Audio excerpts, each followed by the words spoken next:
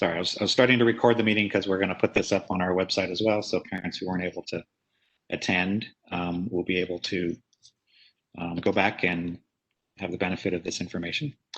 I wanted to thank you for joining us. I'm Mr. Boggs. I'm the principal at Terrace Hills Middle School. And we also have on with us Martha Macias. She's our community liaison. Hello. So I'm going to take you through a sort of a short slide presentation that I have that will go over some topics, and then you'll have the opportunity to ask questions. I just ask that you wait until we get closer to the finish. I'll put up here, I'm going to share my screen right now so you can see the topics that we're going to be covering. So these are the topics that we're going to be covering today. So just kind of wait. If you have questions about them, specifics, just kind of wait till I'm finished with that part of it. And hopefully I've answered your question. Hopefully I won't have made it even more confusing. But then when we finish that part, then go ahead and feel free to put that question up in the question and answer section, and then we will get to it at the end of the presentation. So I kind of wanted to take you through some of the basics as far as what you should be looking for and what you should be doing as a parent to make sure that your student is taking full advantage of this distance learning. It's challenging for all of us. My staff have worked really hard, but it's really trying to kind of reinvent the wheel a lot of times for a lot of the things that we do and that they're having to do. And I know it's challenging for parents at home because many of you work. This is all new to everyone. I have a son myself. He's in 11th grade, so he's a little more able to handle it because he's older, but it's still challenging for everybody. He struggles with it as well, too. He doesn't like it at all, as I would imagine a lot of our students are ready to come back. So the first thing I kind of wanted to talk about was something called Q Portal. You may have heard it called Q or Zangle. They're the same thing. The company used to be called Zangle, and we've used it in our district for a long time. So us old people, we still like to call it Zangle because old habits die hard.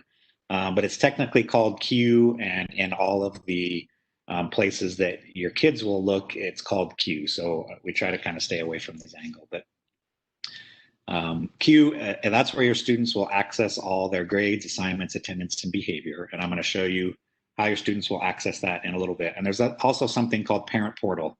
That's something that you can have access to.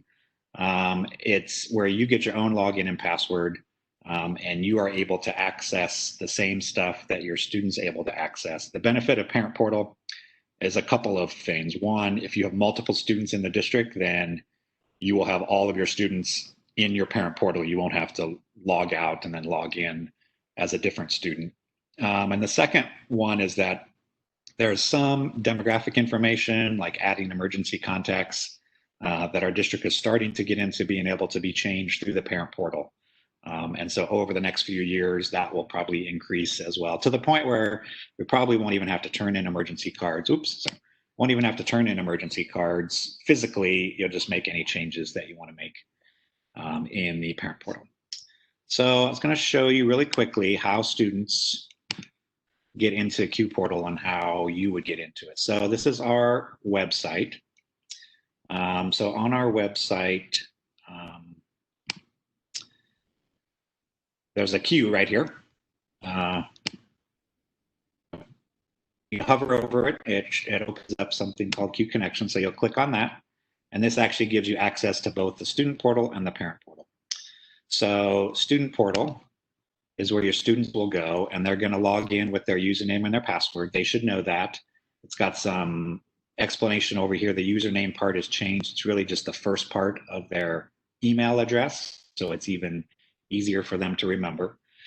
So they will log in with their username and password here, and then I'm going to kind of show you what it looks like when we get in there. I can't obviously log in as a student for privacy reasons, but I can show you what it looks like from my side for some fake students, so you can kind of see what that looks like.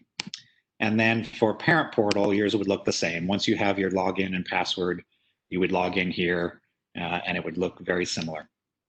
And if you do not have your login and password yet for Parent Portal, what you'll do is you'll go to our main website. It's where we were before. And and you're going to scroll down quite a ways. In the middle here towards the bottom, parent portal sign up form. So you would click on that, and it's going to ask you to fill out a Google form with your some of your students' information, because we have to verify that it's actually the parent. So you're going to fill this information out, submit that form, and then once it's processed, you'll get an email from the district, and that email will give you directions and your login and password for a parent portal. So you'll be all set up for that as well. So as far as what it looks like in those portals, whether you're in Q portal or parent portal, let me kind of show you what that looks like. Just ignore this part here. This is not what it would look like logging in. This is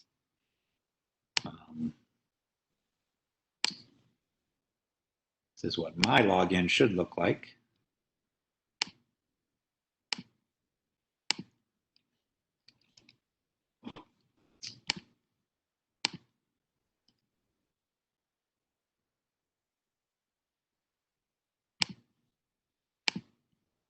All right, I think it's going to work.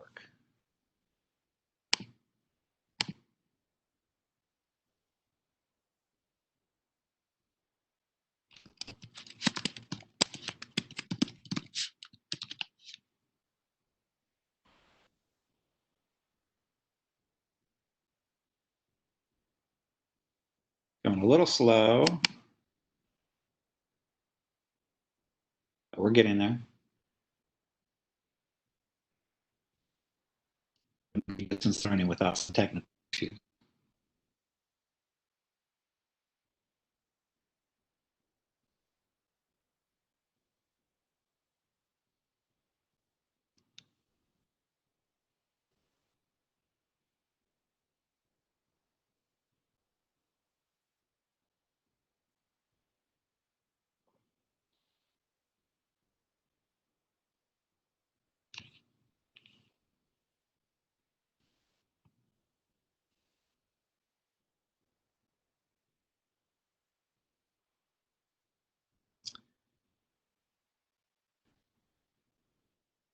I might have to move. Let me move on to the next section, and then we'll check back to see if we've been able to get in there yet. Okay, the next section is a pretty simple one. So our district uses something called ClassLink, and I'm going to show you how that works. ClassLink is really what we call a single sign-in for your students. So anytime your students want to get into really all the apps and places that they will ever need to go to do any of their work, they would go to ClassLink. So again, you're going to go to our website, and up here in the Let's Go pull-down menu, the third one down is ClassLink. Click on ClassLink. It will ask your student to log in with Google. I'm already logged in, so it's not asking me to do that right now. But it brings up all these different apps. Your students will look different because I have a lot of apps that are not available to students. But they can go in here, and then they have quick access to, for example, their Google stuff. So they could go into their Gmail, their Google Classroom, Google Docs, all the things that they would need for that. They would have access to their Chrome apps, ClassLink apps. Nearpod is a program that they'll use quite frequently, so that's in here. For science, we use something called STEM Scopes, so that's right here available for them. WebEx available right here for them. Our website is available here for them. McGraw-Hill is the English stuff. Next Gen Math is another math program that our math teachers use. So it's really kind of a central way for them to have access to all this stuff. Now, I wouldn't force your kid to like use this necessarily, because a lot of times kids will just go straight to Google through their web browser, and that's perfectly fine. If they are comfortable with that and familiar with that, then they can certainly go ahead and do that. But this is an easy way for them to get into all their stuff. Okay. The other thing is open now, finally.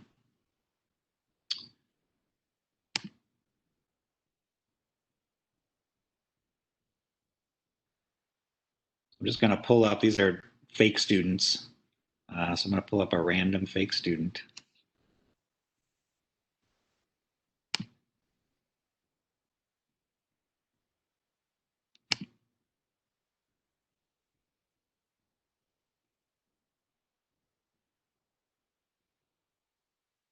So when you open up your parent portal or your student opens up their Q portal, it looks similar to this.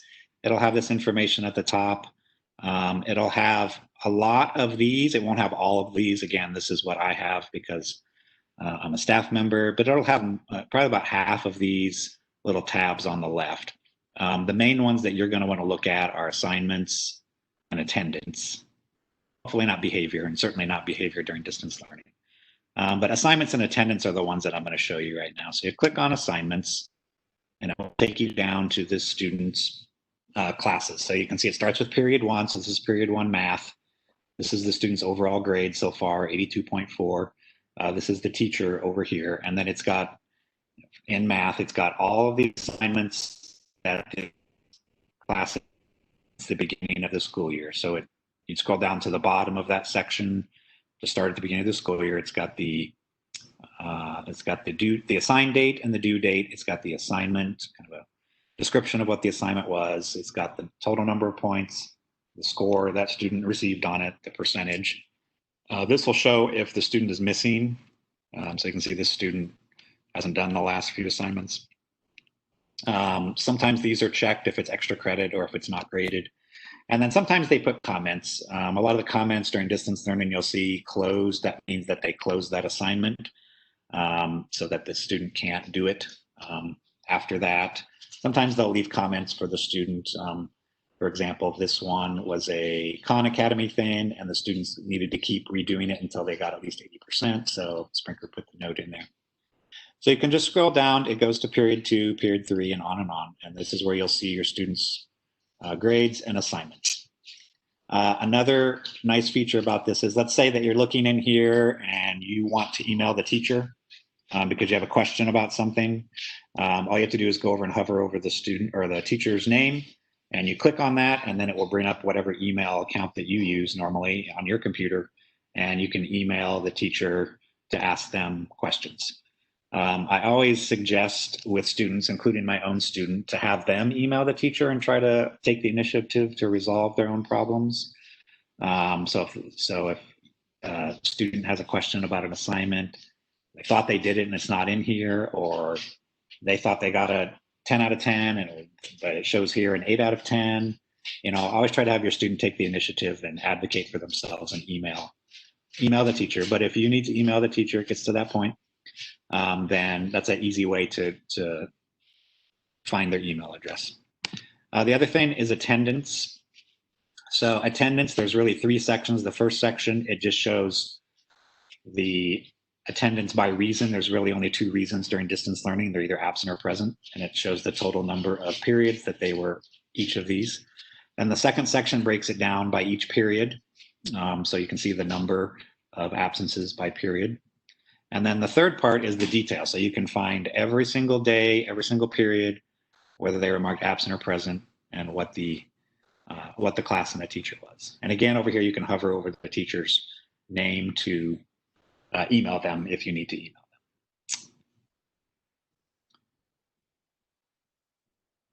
them. All right.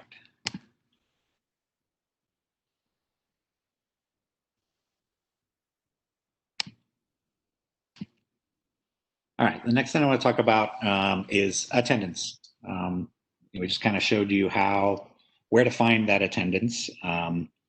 So one of the big differences between physical being at school and distance learning is the taking of attendance. It's challenging for teachers because they can't just say, oh, the kid was physically in class or not. So there's different ways that the students can get marked present versus absent. Obviously, if they attend the live meetings, and this is the most important way educationally. I tell all of our kids, every day, every period, you should have a live meeting and you should be joining it. If you are not joining the meetings, then you are not getting the benefit of the instruction that the teacher is giving during that time. And you're not getting the benefit of the collaboration with your fellow students if the teacher is having them doing group work, all of those things are incredibly important for students, not just academically, but socially as well, especially during this time when it's challenging to get any kind of social interaction when we're all stuck in our houses. The other way it'd be to turn in the assignment for that particular day, and then also communicate with the teacher.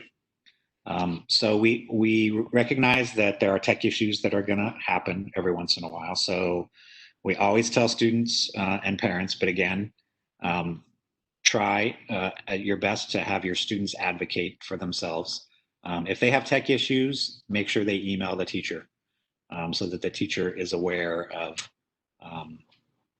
of what happened. You know, let's say that your internet went down for whatever reason.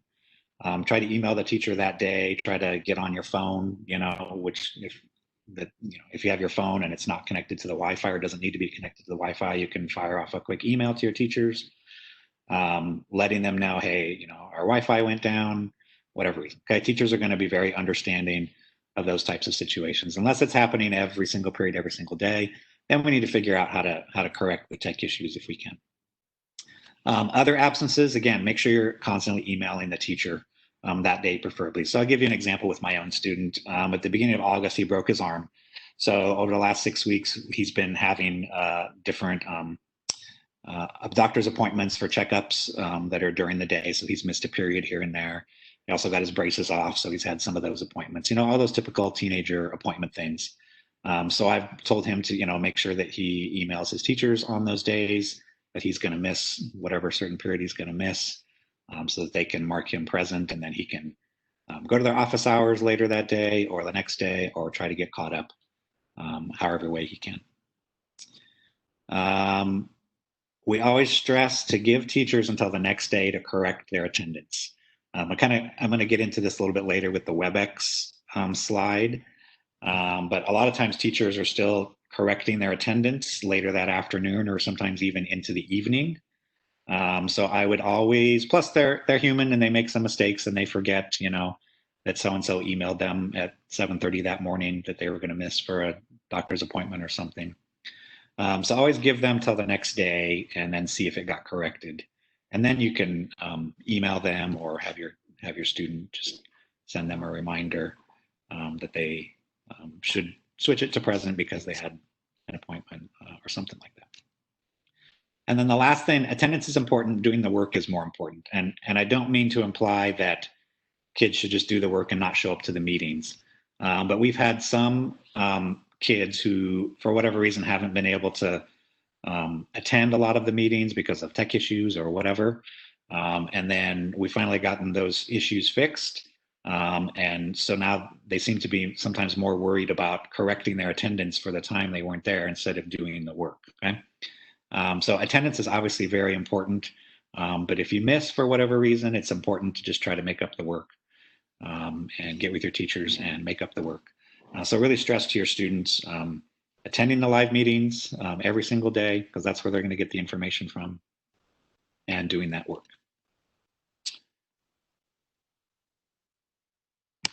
All right, Google Classroom.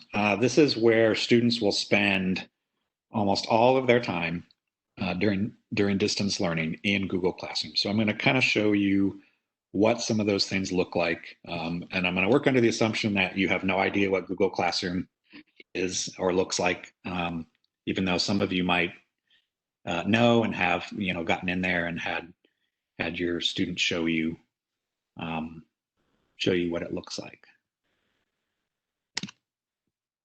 So when they first log into Google,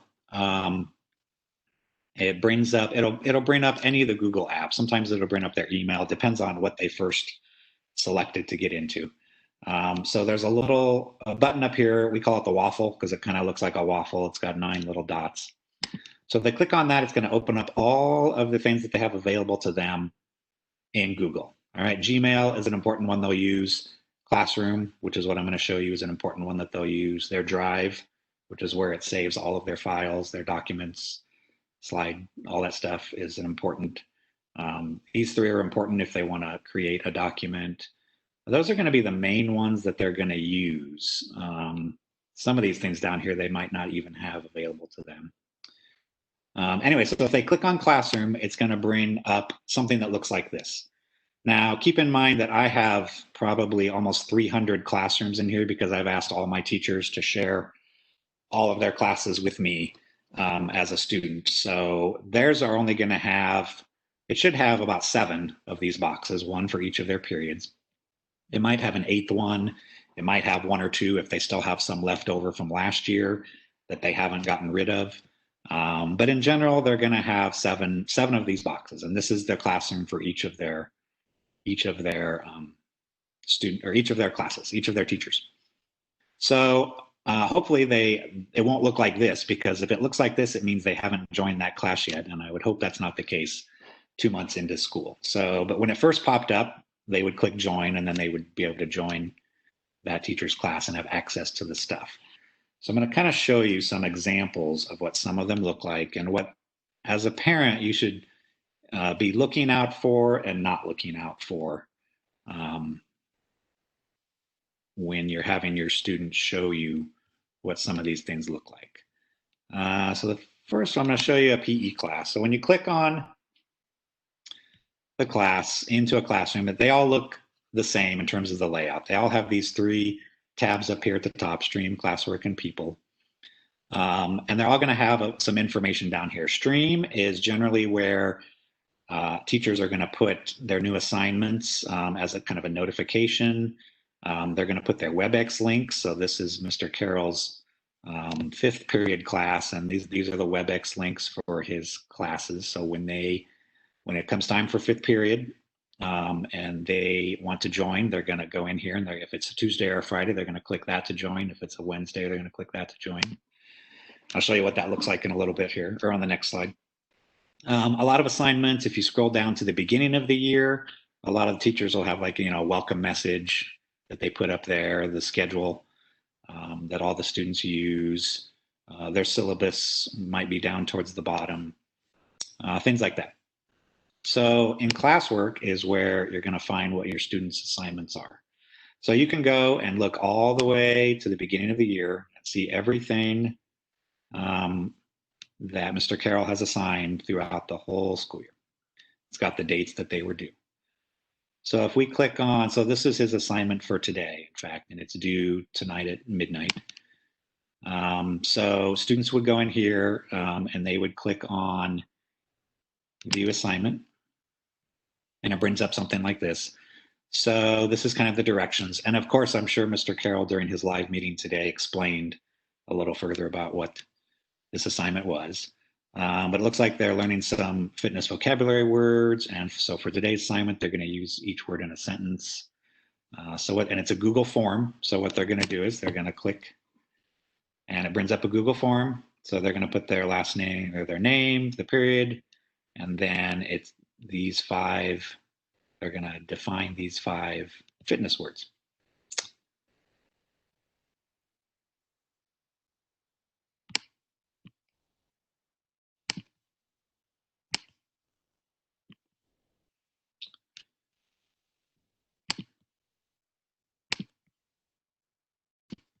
Okay.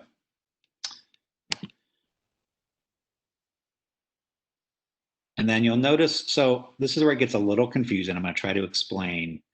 Because we don't use Google Classroom for our grading, it gets a little more challenging. So you'll see this box over here. And let me kind of explain what this is. So this is a box where sometimes students will use this box to submit their assignments, but sometimes they won't. So I'm going to give you an example with this, and then I'll show you different examples so you kind of know what to look for. So this is a Google form that they're doing.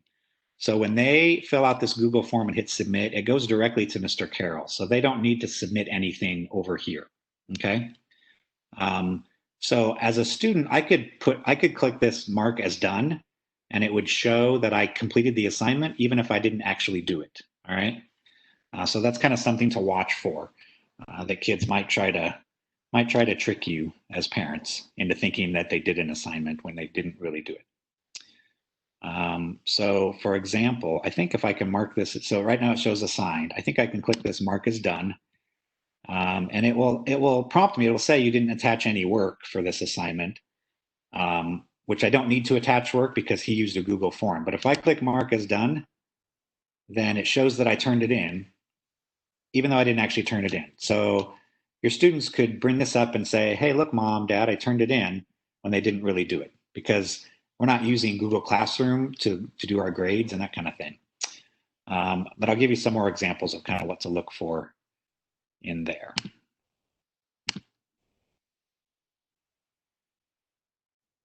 And the bottom line, as far as knowing whether or not your kid turned something in, is you're not going to look in Google Classroom here. You're going to look in Q. You're going to look in the Q portal or the parent portal where I showed you that list of assignments, because that's ultimately where teachers take the grade that a student got on assignment and they input it into there. They don't input it into Google Classroom here.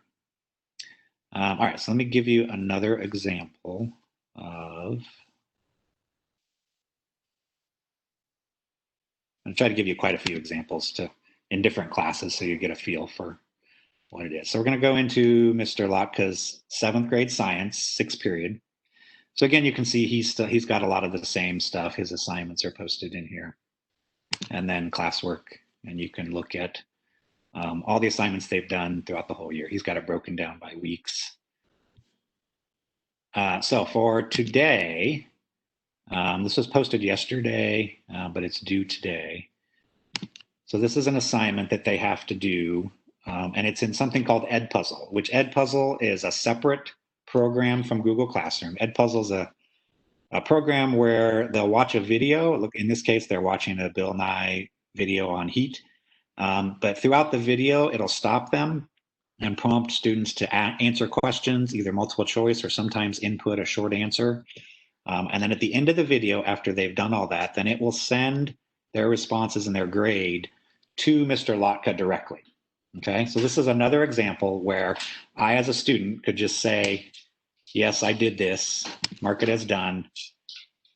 It showed that it's turned in, but I didn't actually do it. Okay, because it's Edpuzzle's separate, it's a kind of outside of Google Classroom. All right, so you would have to then, to know whether your student did this, you would have to, either watch them do it, or you would have to see what grade they got and refer to the Q portal to see what grade they got. And I'm going to give you an example of one where you can kind of check to make sure that they did turn it in. Oh, wait. So this is an art class, Ms. Martinez's beginning art class. Again, same stuff, looks similar. Her classwork is over here. So it looks like yesterday, or no, today, she had an assignment that they could do. It's 5 points, it's extra credit, but they could still do it.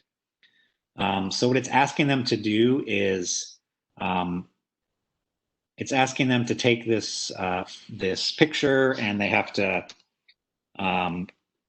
complete the crater ball by coloring in the same order to create a color wheel. Stuff that I have no idea what they're talking about, but if I were in class, Ms. Martinez would have explained it and they would know what to do with this. So what this is asking them to do is take a physical piece of paper that they created, or that they added color and pencils and marker, and upload it in order for the assignment to be done. Because this is just an image. If I click on it, it's just an image. So they're going to take this and manipulate it, the students. So then what they're going to do is, once they have it done, they would take a picture of it. They could take a picture of it with their phone. They could take a picture of it with their Chromebook, and they're going to upload it.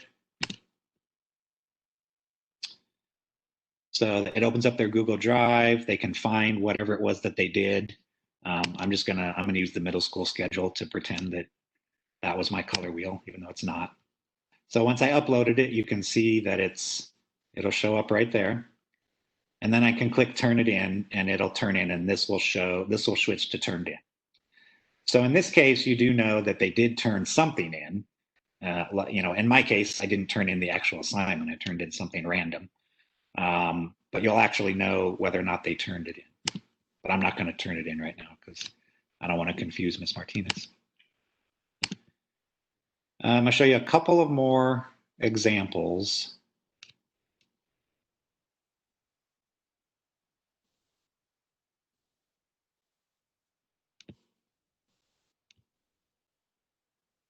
So this is seventh grade English. Oops, this one, seventh grade English.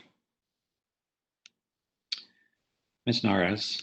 And so in her work, so what is due today, or what they worked on, is due today. She posted it last week, so it's a pretty involved assignment. So there's actually two different things that they have to do as far as this assignment. They have to do an ed puzzle, which again is separate from Google Classroom, so they wouldn't that wouldn't show up here as a turned in, because ed puzzle will just send that information directly to Ms. Nares. But the other thing they have to do is they have to do a Google slide. And so instead of creating their own Google slide, Ms. Nares has created the Google slide for them, so that when a student clicks on this Google slide, which is part of the assignment, it opens it up, and it has, you notice it has my name. So if the student's name is John Smith, it'll say John Smith. So it's opening up a copy of that assignment automatically for that student, their own copy to work on. And so this assignment, it looks like they have to fill in parts of these sentences, do some explanation. Again, if I actually went to Ms. Nares' class, I would know exactly what it is they're working on. And so as I add my stuff, I think this is a group assignment, so they would add the names in there, and then they would do the assignment, and it would obviously save this assignment as they're working on it. And then they would go back and click turn it in, and it's going to turn in that actual Google slide that Ms. Nares created for them. Again, see, so you'll kind of know in that situation whether or not they turned it in, but you won't know. I mean, I could turn it in right now blank. But they have to do that turn it in part if it's something that is either the teacher added and it automatically shows up here, or if it's like the art example I gave where they had to do something physically on their own on paper, and the teacher asked them to take a photo of it and upload it. If they don't click turn it in, then the teacher is never going to get this, or in the art example, the teacher's never going to get the photo that they uploaded, or if it's a file, and the teacher's not going to know that they turned it in. It's going to think that they didn't turn it in. So this is one of the big things that a lot of students have struggled with in the beginning. They'll do the assignment, and then they'll think, oh, so they'll open the assignment up, they'll go through all the trouble and the work of doing it, and they'll think, okay, I'm done. Ms. Nares can see this. She cannot see it until students click turn in. I'll show you one more example. This is 8th grade science, Miss Estrada Quezada. And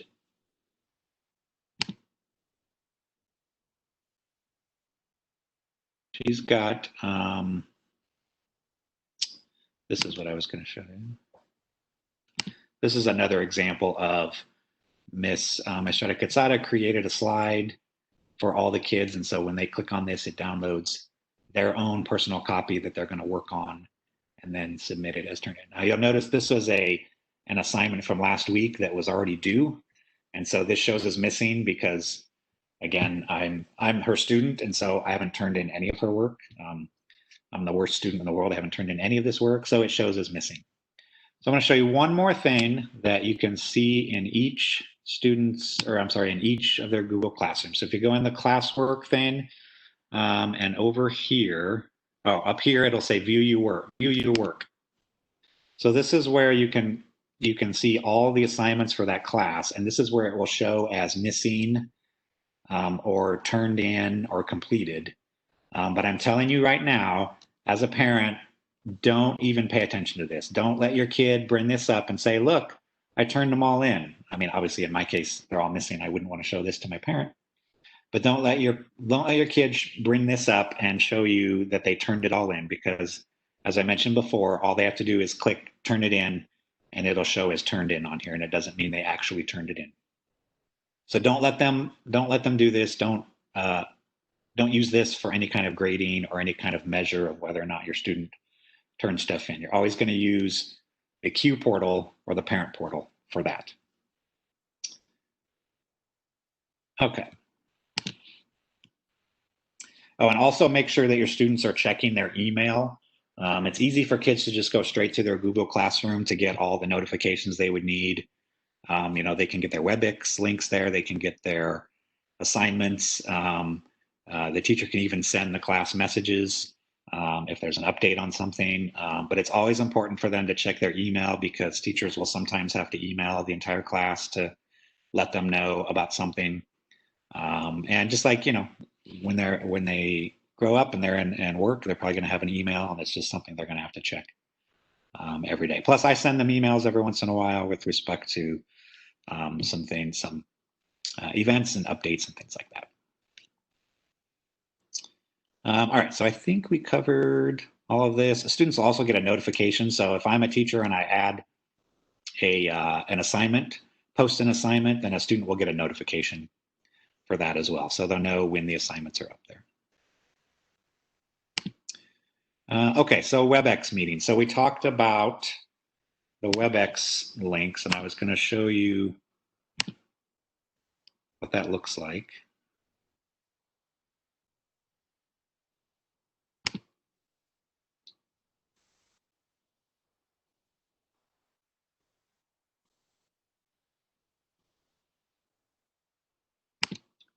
So I'm going to use Mr. Carroll's again.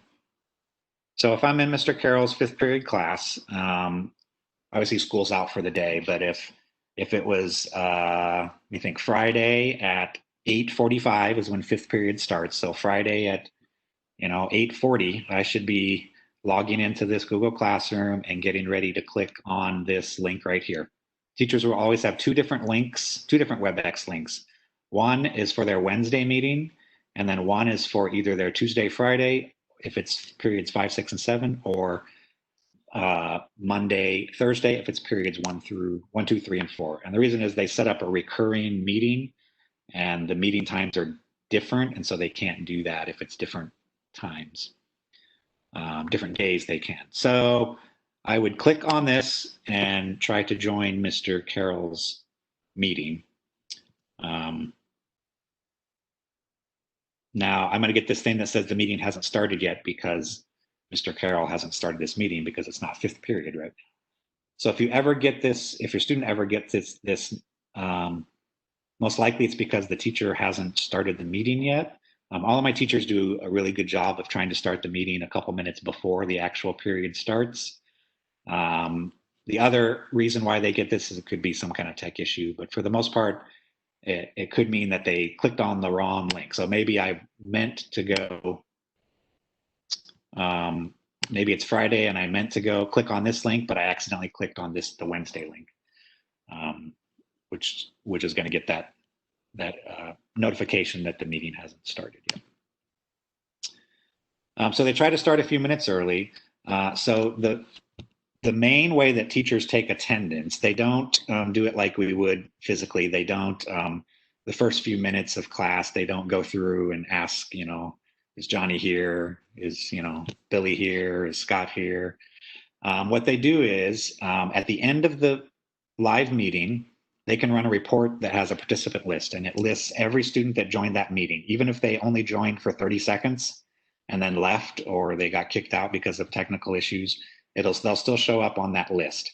And that is generally what they will use to take attendance. And so that's a lot of times why they don't actually take attendance till towards the end of the day because they're busy teaching during the live meetings. They run that report, but there's only 5 minutes in between classes. And so sometimes they don't get to that report till towards the end of the day.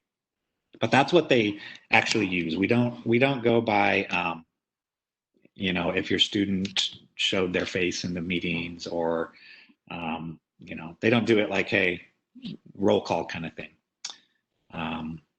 So then they can go back and look. If you have a question or if the student has a question, hey, I was in that meeting, or I thought I was in that meeting, they can go back and look at those reports in the participant list to see if they showed up. And then the other thing, we actually haven't had too much of an issue with this, but we have. When we started distance learning back in April, you probably heard in the news about Zoom meetings being bombed. We don't use Zoom. We use WebEx, and it's a lot more secure.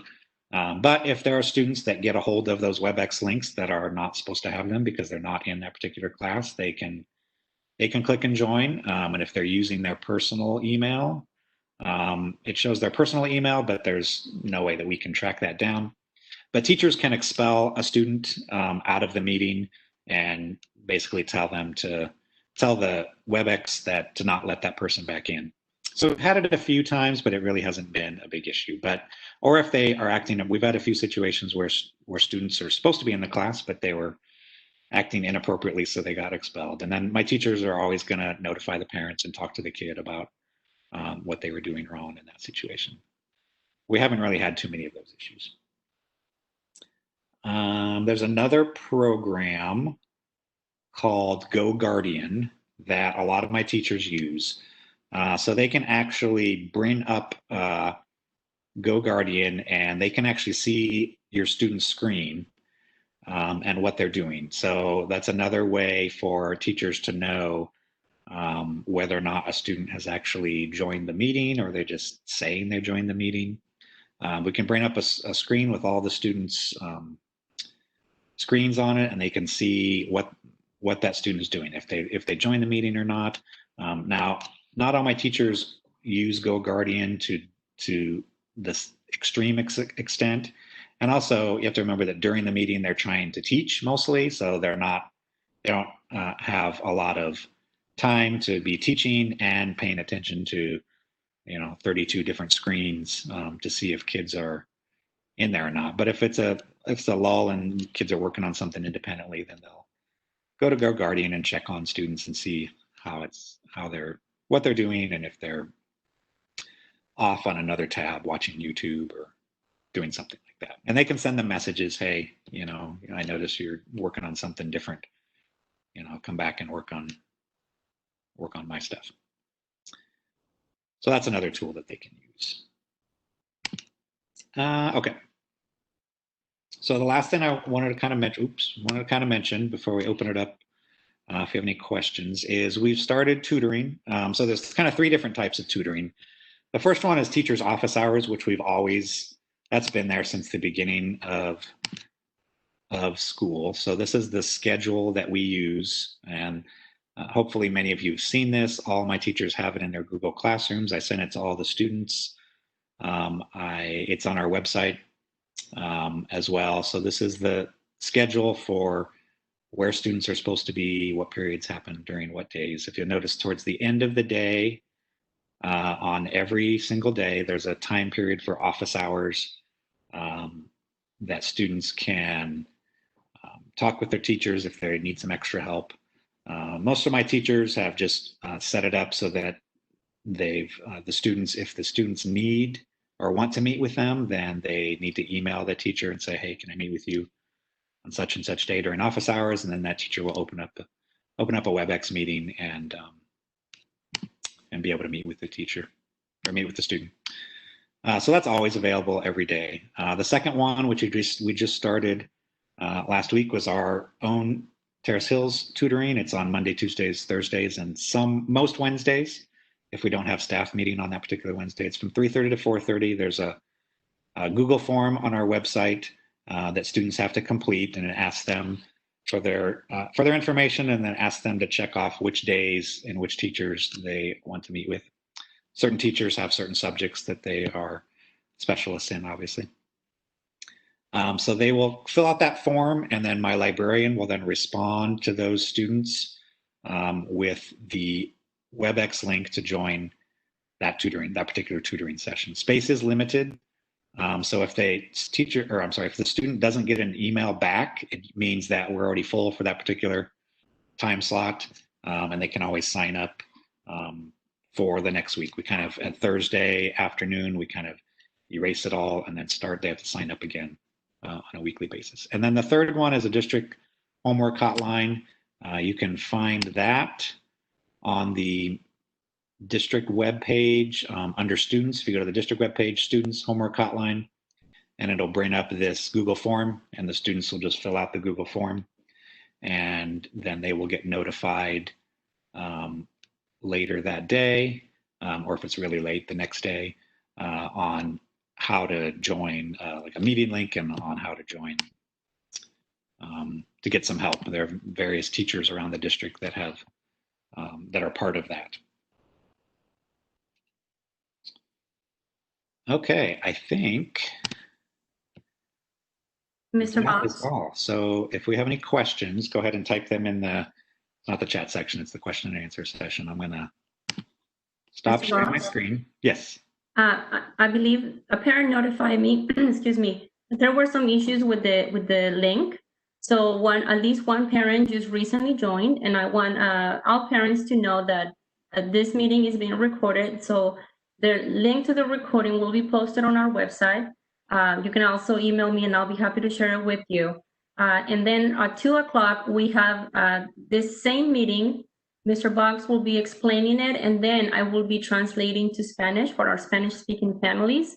You are also more than welcome to join. The link to that, excuse me, to that meeting is also on the school website, or I can let you know what it is right now if any of you would like to join.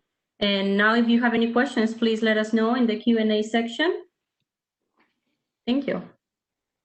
Yes, the recording will be, sometimes the recording takes a while to process. I probably won't, sometimes in some of my staff meetings, I don't get it till almost midnight. So it probably won't be posted till tomorrow, the recording of this. So check back tomorrow or Friday. Okay.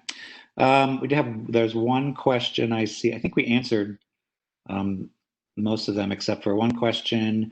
Are parents able to see Go Guardians who can see if kids are working? No, Go Guardian is just for our teachers to log into. So parents wouldn't have access to that. A question about how long should we wait to contact the teacher on a score that is missing?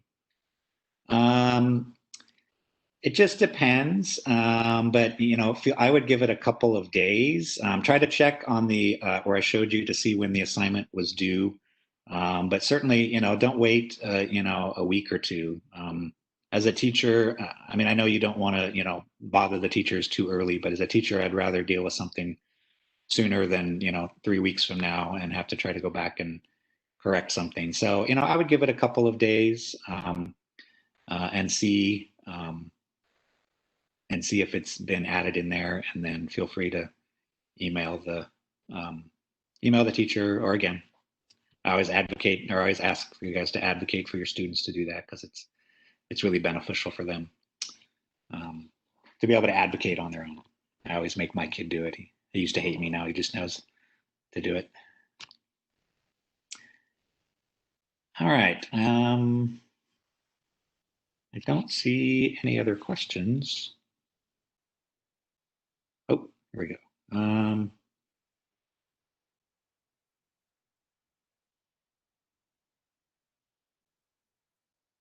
Okay, so there was a question about accuracy of absences. So again, the teachers are the ones that are we always advocate for you to contact the teacher when it comes to absences. The teachers are the only ones that can legally mark a kid absent or present, and then the teachers are the only ones that are going to be able to change it. If you, I know we've gotten calls in the office about absences, but honestly, we in the office personnel, we don't know what happened during that meeting, what the teacher was doing during that meeting. They can, like I said, they can run those reports. So it's always going to be the teacher as the first line of defense as far as correcting absences. I kind of outlined what the legal, what we were given as far as the legal requirements for what an absence is and what present is. So try to correct that through the teacher. If you have talked to the teacher and you feel like the answer you're getting is not correct, or you don't understand it, then you feel free to email me. And then obviously I'm going to talk with the teacher and figure out, what's going on, and I'll try to do everything I can to bridge that gap and either get it corrected if it needs to be corrected, or explain to the parent if it's something that we can't change or shouldn't change in that situation.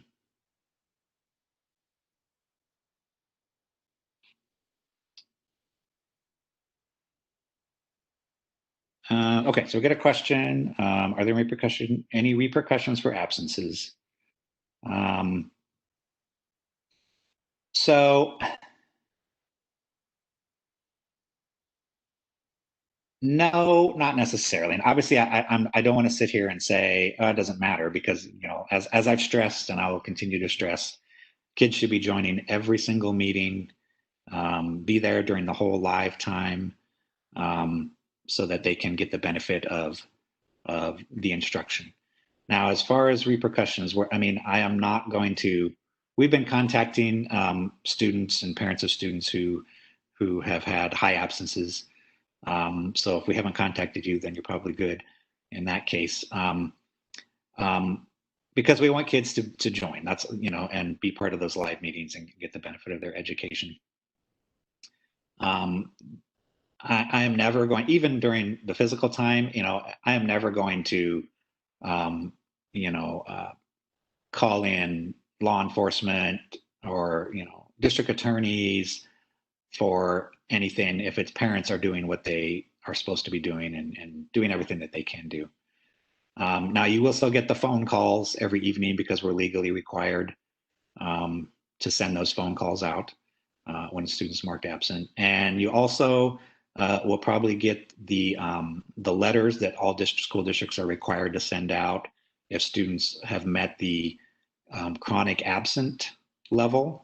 So chronic absent level for the state is if a student has missed 10% or more of the school year.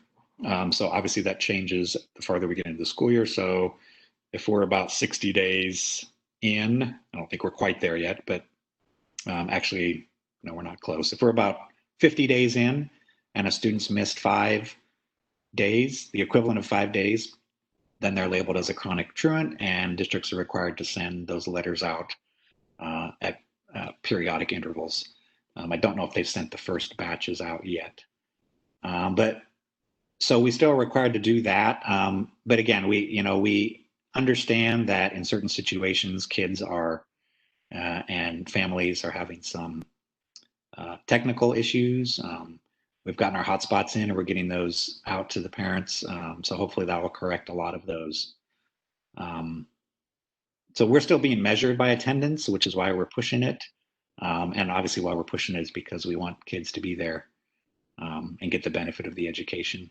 So I'm not going to say there's no repercussions, but if your kid, is late a couple minutes for a meeting here or there, or they, for whatever reason, they joined the wrong one or joined, like the example I gave and didn't figure it out until the meeting was over, then, they're going to be okay as long as they're get that corrected and going to the rest of their meetings.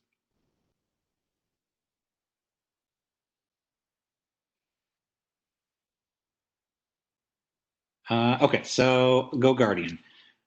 So yeah, basically and I don't use it because I don't have students in my classes. I have classes that have students in them. But a lot of times what teachers will do is they'll have 2 monitors. It works best for them with 2 monitors. And on one monitor, they'll have whatever it is they're doing. Like I was sharing my presentation with you and showing you different websites and things like that. And then on the other monitor, they'll have Go Guardian up, and it will have, it will show a little, just like in these meetings here, if I had your video on and I could see all your faces, if you had your video on, they could see all their screens and they can see what they're doing. So in the sense that I was showing you my screen and I was going from different tabs to tabs when I was going from Q Portal to Google Classroom and all that stuff. As a teacher, they can see students. So they can see if a student, first of all, is on the live meeting because they would see, really the teacher would see themselves, just like I can see myself here on this one.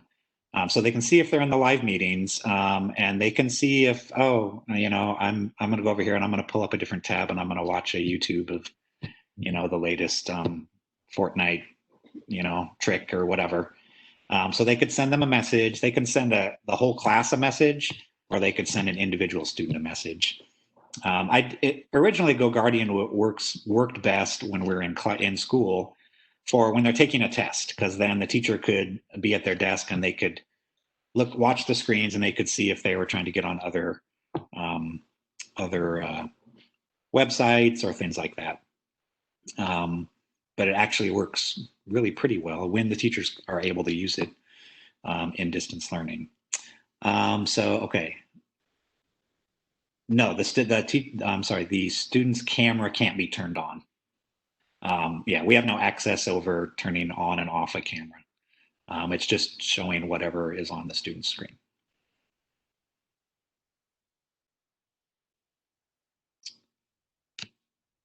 All right. Looks like we have answered all the questions, and we're just about out of time because we got to get ready to open up the other meeting. So I want to thank you again for joining us. And like I said, if there are people that couldn't join, if you have neighbors, friends, they wanted to join, make sure to let them know that we'll have the link up there for the recording. Hopefully sometime tomorrow, but Friday for sure. All right. Again, thank you. We appreciate all your support during these difficult times. And hopefully next time we have a meeting like this, it can be in person. And I hope you have a great rest of the day, and we will see you later. Thank you, parents.